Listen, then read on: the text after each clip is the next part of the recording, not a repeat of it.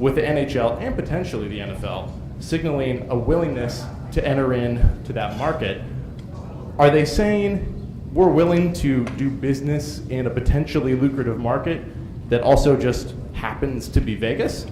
Or, are they really signaling by virtue of doing business there that they might change their literal stance on sports gambling? It's a momentous, it's an inflection point in this discussion.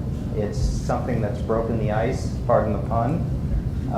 And other leagues may or may not follow, but it seems likely they will.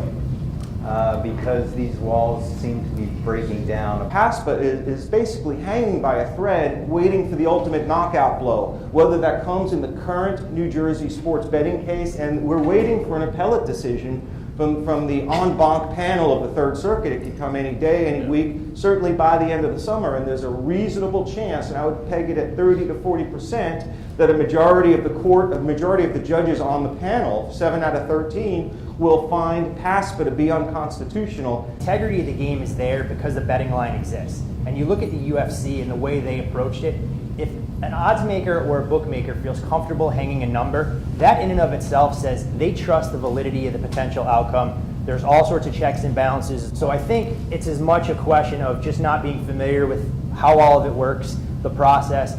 I think a lot of these leagues are going to, the way that they're going to, fight for it would be to not fight it at all. They're hoping that it's done in the judicial process or the legislative process, and instead of lobbying against it, they'll just won't do that.